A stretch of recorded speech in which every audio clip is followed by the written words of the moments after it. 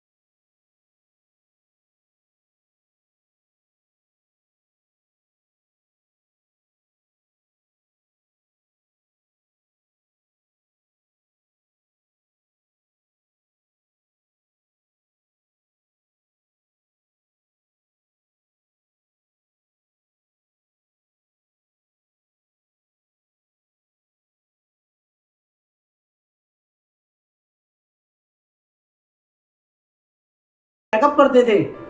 यार जाहिर सी बात है कि मेकअप तो आज नहीं करते क्या? आज भी लड़की महिलाएं तैयार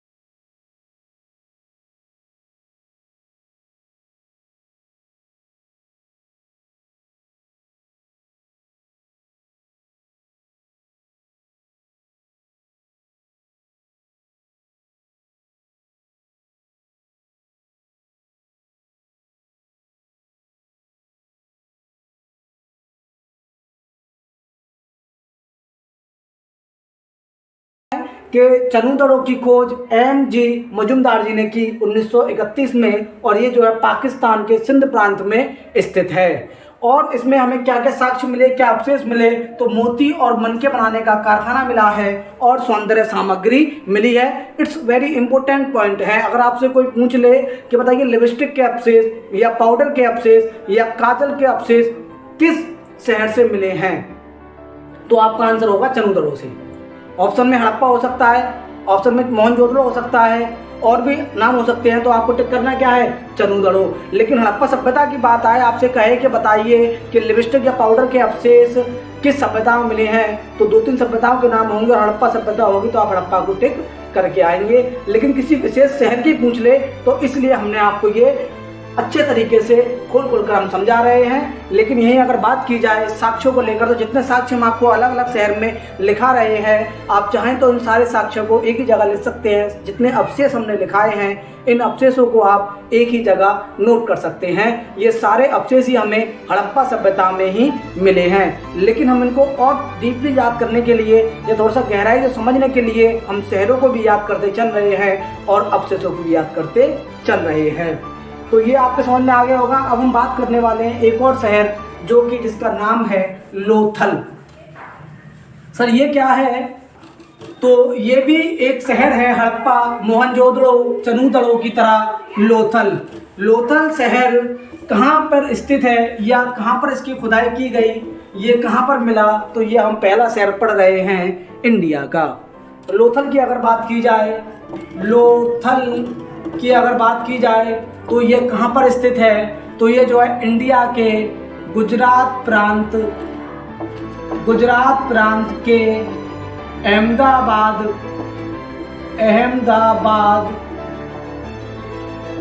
जिले में स्थित है।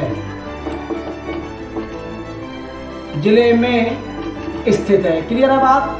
सर इसकी ये तो बताइए कब इसकी खोज की गई, कब पता किया गया? तो इसकी खोज की तारीखें कई हिसाब से अलग अलग हैं, कई हिसाब से इसकी तारीखें अलग अलग हैं। और मैं आपसे कहूं कि इसकी तारीख है 1945 और 46 भी है। और भैया इसकी तारीख हमने 54 मानी है, और इसकी तारीख को हमने जो है 57 माना है।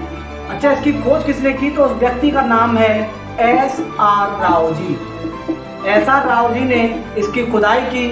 सर ये जो आप तारीख बता रहे हैं, इन पे अलग अलग तर्क कैसे हैं, इन पर अलग अलग बातें आपकी कैसे आ रही हैं? तो इसका मतलब ये है, या हम ये कह सकते हैं कि जब आज़ाद भारत हो रहा था, या दो मुल्क जब दो भागों में डिवाइड हो रहे थे, तो इन्होंने खोज स्टार्ट की 45-46 में, और खुदाई करते गए, अवशेष मिलते गए, खुदाई करते गए, अवशेष मिलते गए, तो इसकी खुदाई 57 तक चलती है।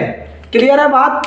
57 तक खुदाई चलती है और SR राव जी इसकी खुदाई करते हैं। यहाँ से हमें जो अवशेष प्राप्त हुए, जो कि बहुत अच्छे अवशेष हैं, जिनके बारे में हम आपसे बात करेंगे। सर यहाँ से क्या साक्ष्य मिले? तो यहाँ से हमें बंदरगाह का साक्ष्य मिला। It's very important.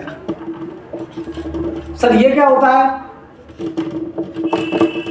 सर ये बंदरगाह क्या होता है? बंदरगाह का मतलब ये है कि जब सिंधु घाटी सभ्यता या हड़प्पा सभ्यता अपने वर्चस्व में थी या अपनी चरम सीमा पर थी, तो ये लोग इतने इंटेलिजेंट थे कि व्यापार जो है दूसरे मुल्कों से करते थे या दूसरे देशों के साथ अपना आगमन करते थे, लेन देन करते थे। तो उसके लिए पानी के जहाज़ के थ्रू जो है लेन देन किया जाता था। जब पानी के जहाज़ के थ्रू लेन देन किया जाएगा तो एक बंदरगाह बनाया जाएगा, यहाँ से चीज़ें जाएंगी और आएंगी। तो बंदरगाह जो मिलता है, इतिहासकारों ने जब खुदाई की या इस पे मत निकाला, तो हमें यहाँ से जो है एक बंदरगाह प्राप्त हुआ है। यहाँ से हमें एक बंदरगाह प्राप्त हुआ है। बड़ी इंपॉर्टेंट बात है ये कि कई इतिहासकार ये भी कहते हैं कि ये सिंधु घाटी सभ्यता या हड़प्पा सभ्यता का पहला बंदरगाह है, यहाँ से जो है व्यापार किया जाता था। लेकिन ये सिर्फ हम खुदाई के आधार पर तर्क दे रहे हैं, इसको एग्जैक्ट नहीं माना जाएगा, क्योंकि अभी हमने इनकी लिपि या इनकी शैली को पढ़ा नहीं है। जिस दिन हम इनकी भाषा को पढ़ लेंगे तो उस दिन सिंधु घाटी सभ्यता को समझना बेहद आसान हो जाएगा। तो यहाँ से हमें बंदरगाह के अवशेष मिले हैं, और यहाँ से क्या मिला है? तो यहाँ से हमें चावल के अवशेष भी मिले हैं। चावल के अवशेष भी मिले हैं। चावल के टुकड़े या चावल के दाने हमें प्राप्त हुए। तो हमारी समझ में एक बात ये आई कि सिंधु घाटी सभ्यता के लोग चावल की भी खेती किया करते थे। और हमें यहाँ से एक और चीज़ जो मिली है, बेहद इम्पोर्टेंट है, कि 2 कब्रें ऐसी मिली हैं, 2 कब्र ऐसी मिली हैं जिसमें कुत्ते को साथ दफनाया गया है। अगर किसी व्यक्ति की मौत हो जाती है, या यहाँ जो खुदाई हुई, उस खुदाई में 2 कब्रें हमें ऐसी मिलती हैं जिसमें एक व्यक्ति की मौत हो जाती है, तो उसके पालतू कुत्ते को उसके साथ दफना दिया गया है। सिंधु घाटी सभ्यता को जो हम पढ़ते हैं तो हम ये चीज़ देखते हैं बखूबी कि जो है कहीं पर तो जो है आभूषण मिलते हैं। जब बंदे के साथ जब हमने खुदाई की या जिसकी मृत्यु हुई है उसकी हमें कब्र वहाँ मिली है, तो वहाँ हमें कुछ उसके आभूषण भी प्राप्त हुए हैं, कुछ जो है वहाँ खाने के पदार्थ हमें मिले हैं, और वहाँ हमें कुत्ते भी मिले हैं, उसके साथ में कुत्तों को दफना दिया जाता था। ये घटनाक्रम हमें देखने को मिलते हैं लोथल सभ्यता में या लोथल शहर में, जो कि सिंधु घाटी सभ्यता का एक शहर है। और हमें यहाँ से एक और चीज मिलती है, आटा पीसने की चक्की। वाह भाई, आटा पीसने की चक्की। ये वाली चक्की नहीं जो लाइट से चलती है। आपने देखा हो कि आपके यहाँ जो पुरानी लेडीज़ थी, औरतें थीं, जो बुजुर्ग हैं, जो आपकी दादी या उनसे भी ऊपर होंगी, वो पहले ऐसे करके आटों को पीसा करती थी। तो वैसी चक्की हमें लोथल शहर से प्राप्त हुई है। और लोथल का मतलब है मुर्दों का टीला। मुर्दों का टीला।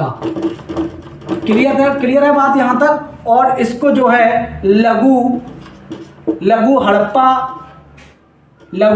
हड़प्पा नाम से भी जाना जाता है। इसकी 2-3 बातें बड़ी इंपॉर्टेंट थी जो कि मैंने आपको समझा दी हैं। इसमें कोई भी आपको कैसी भी परेशानी नहीं आएगी, और आप इनको जो साक्ष्य हमें मिले हैं, जो अवशेष हमें मिले हैं, इनको आप शहरों के हिसाब से याद करेंगे तो आपको आसानी होगी और आप शहर के बारे में भी समझ पाएंगे और पढ़ पाएंगे।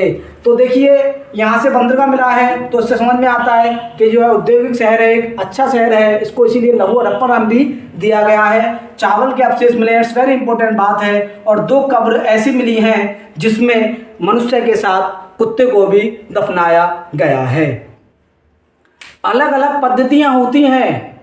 यहाँ से हमें हड़प्पा सभ्यता में कब्रें भी मिली हैं और हड़प्पा सभ्यता में हमको जलाने की विधि भी मिली है। दोनों तरीके से ही नियम फॉलो किए जाते थे। बात समझ में आ रही है। मैं आपसे कहूँ कि यहाँ कुत्ते को दफनाया जाता था तो इनकी एक अलग आइडियोलॉजी रही होगी कि जब इसका मालिक ही मर जाता है या इसका बॉस का ही मर गया है, इसकी मृत्यु हो गई है, डेथ हो गई है, तो फिर इसका क्या काम, इसको भी इसके साथ में दफना दिया जाए।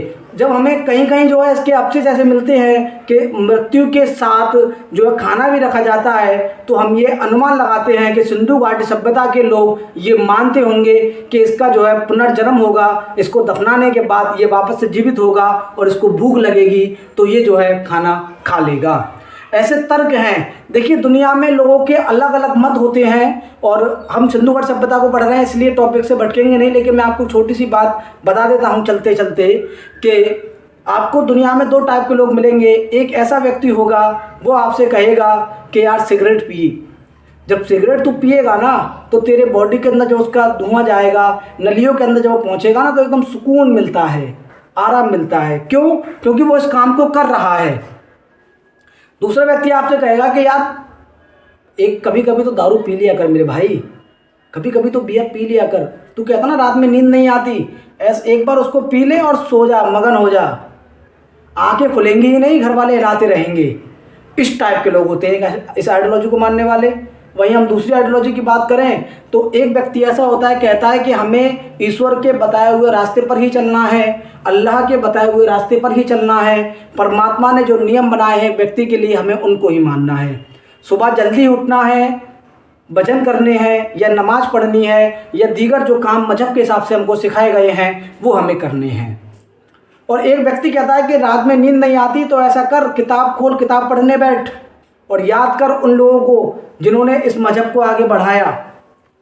तो 2 टाइप के व्यक्ति होते हैं। जिस व्यक्ति को जो धारणा अच्छी लगती है वो उसको फॉलो करता है, जिस व्यक्ति को जो बातें अच्छी लगती है वो इन दोनों बातों को फॉलो करता है। शराब भी पीता है, स्मोकिंग भी करता है। और कुछ व्यक्ति ऐसे होते हैं जो कि दीन की मालूमात पर चलते हैं या जो मजहब या धर्म जो सिखा रहा है उसके अकीदे पर, उसके तरीके पर चलते हैं। तो दोनों बातें देखने को खूब मिलती हैं। लेकिन मैक्सिमम लोगों का अगर रेशियो देखा जाए तो वो ऐसे होते हैं कि वो दोनों को सब मिलाकर सामने रखकर इसमें से कुछ अच्छी अच्छी बातें निकालते हैं और फिर इस तरीके से अपना जीवन व्यतीत करते हैं। तो हमारे कहने का मतलब ये है कि सिंधु घाटी सभ्यता में हम जो पढ़ा रहे हैं इसमें जो विधि देखने को मिलेंगी अलग अलग शहरों की अलग अलग हो सकती हैं। इसमें कोई तर्क नहीं है, किसी पर प्रेशर या दबाव नहीं है कि वो किसी एक व्यक्ति की बात को माने। तो हमें उम्मीद है कि आपको हमारी वीडियो समझ में आ गई होगी और हमारा उद्देश्य आपको अच्छी से अच्छी शिक्षा देना है। तो आप हमारा सहयोग कीजिए, हमारे चैनल को सब्सक्राइब कीजिए। सभी लोगों को मेरा ढेर सारा प्यार और सेफ रहें, स्वस्थ रहें।